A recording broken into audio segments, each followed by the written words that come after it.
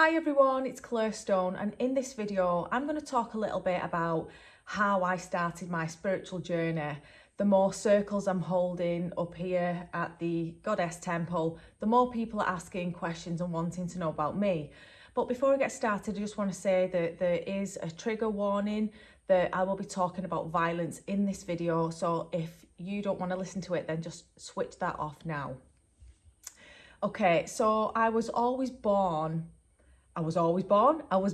with these spiritual gifts, which I believe everybody has, but I was conscious of them. So I'll give you an example. I could remember astral projection. So at night when I go to sleep, I come out of my body and be able to travel around. I used to tell my grandparents what they'd been watching on TV. I used to think I was really cool, telling them that they'd been making crackers and cheese in the kitchen at 10 o'clock and all this. But they were actually petrified of my abilities, and they actually sent me to do this course called The Abundant Life. Of course, we were Christians, and this was this extra course that they wanted me to do because they were petrified that I could, tell the future, see things that they couldn't see, and know things like, how could I know these things? So I was always that way inclined. Here's Milo. Kids and animals are always on your knee, aren't they? So I was doing all this church stuff, but they were making me a bit scared, well, very scared, not a bit scared, of my spirit guides and angels. And I actually became that scared of him that I said to them, look, go away, I don't want to see you anymore. And I actually stopped seeing spirit. But what was even more scary was the fact that I could no longer see them anymore, but I could still feel them. So now I could feel this presence, but I couldn't see who it was. So to me, that was even more scary. So I spent my childhood years with the light on, constantly like, who's the kind of thing going on. Now, my childhood was quite troubled. My parents are alcoholics. So loads of drama going on and trauma. And when I got to age 11, 12, 13, those years, life was that difficult. I developed this awful anxiety, which became agoraphobia, where I couldn't even leave the house, that I became desperate to know what is the point in life, because I didn't understand why I was here. I believed in a higher power. I said prayers, I seen things, but I had this very deep, it was probably through my own misery, to be honest, this deep desire to find out what is the point in this crap life. That was how I seen it. Started dabbling with tarot cards when I was 11. My friend Gemma got a deck of cards for Christmas, of all the things. And then when I hit 14, I ended up getting my own deck. And that's when I really started delving deep into learning the mysteries of the tarot, any books I could get my hands on, shamanism, paganism, Buddhism, meditation. I was on a search for spiritual enlightenment because I was so unhappy and was struggling to cope with not being in school and being a young carer and all this other stuff, what was going on. So I ended up curing my agoraphobia with the help of my invisible guides, which I do see again now. They're not invisible anymore because I invited them back when I felt safe. And I started finding any courses that I could. I became a Reiki healer when I was 18. I did a diploma in holistic therapies. I was teaching meditation at Women's Aid, Show Start, all of this over 20 years ago. And I ended up becoming a shaman's apprentice. So I'm going to say this person described themselves to be a shaman, but this wasn't some wise woman in the Amazon.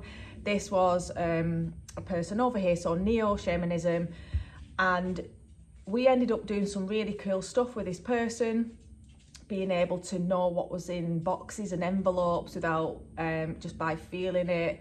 Loads of psychic development, what was really, really cool. But there's also some really scary stuff, what we did there as well.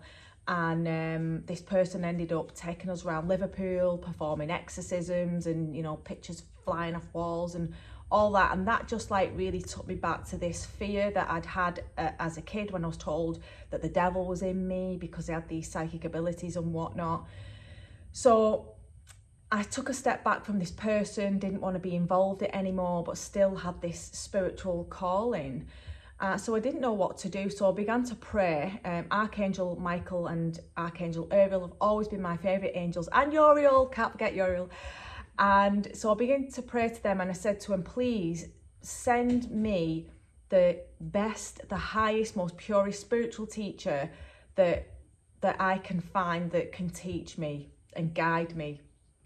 So I set that intention out, and I am now just turned 19 and just qualified in my holistic therapy diploma. And I came home one night, and where I lived at the time, it was this block of council flats. I lived on my own, I had a little dog, and we were going in one night, and to cut a long story short, I got jumped by a gang. So these 4 guys really beat me up badly, bit my ear was hanging off, all kinds of weird stuff. But what happened was, I'm not saying I had a near-death experience because I can't actually say that is what happened. But I did go somewhere else in this experience. So while I'm there getting my head kicked in on the floor, next minute I say to myself, you're gonna die now, Claire. And I was so calm, like seriously calm. I had no fear at all. And within seconds, I was in another dimension, and I had no recollection of what my physical body was doing in that moment in time. I was totally unaware of it. And I was in this, like a sphere room, that's how I seen it. And there was what looked like a Japanese man in this room. And I wasn't surprised by that because I did Reiki, of course. So I'm thinking, oh, this is my Reiki guide. And the man turns to me and he said, scream. And I was so confused. I had no idea. I'm like, what? And he said, scream. And within seconds, I was back in my body. I could feel this pain, just these Rockport boots smashing into my face. And I screamed. Before that moment, I didn't know what to do. I'd never been beaten up before.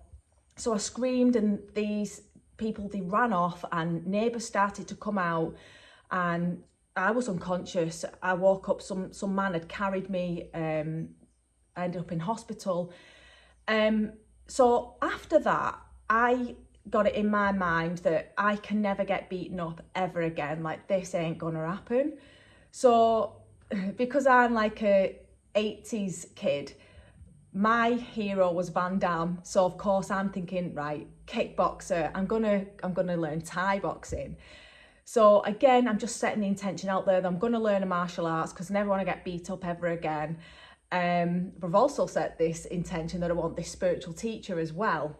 So I'm going about my life as you do. And in W.H. Smith's in St. Helens, where I used to live, there was like the tiniest mind, body, spirit selection of books. It was probably like about 4 books.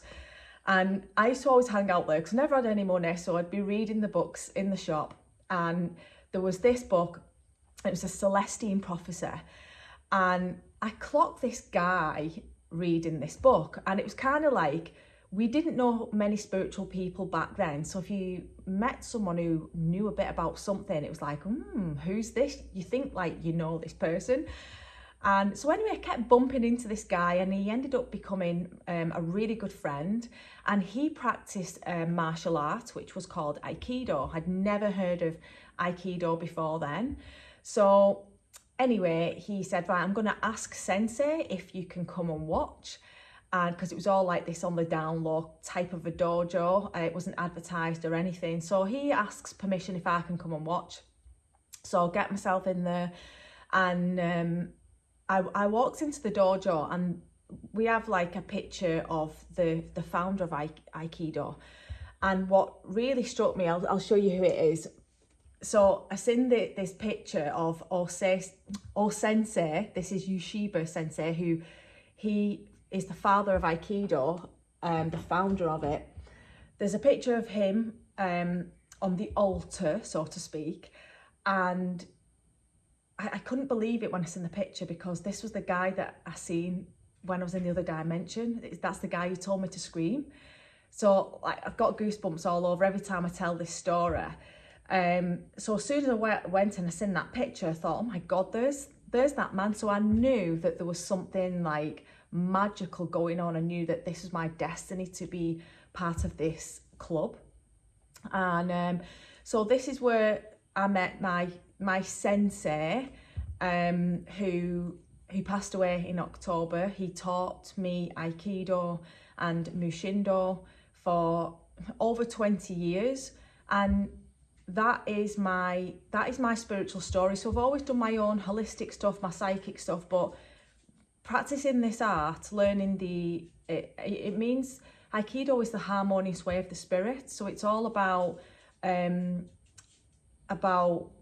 finding peace. It's the art of peace. And Sensei wrote that book, The Art of Peace. It's really good. I recommend it for some, if you like a little inspirational quote. But it's a non-violent art, and it really helps you to get into the higher states of awareness, to connect with yourself. And I feel like everything that I teach, everything that I do, the underlying foundation of it gets its solidarity, you know, I can never bloody speak, from my Aikido practice and from what my sensei taught me. He was the most amazing person ever. So that is a little bit about my spiritual practice, and I hope you enjoyed that. If you want to ask me about anything, then just let me know in the comments. See you soon.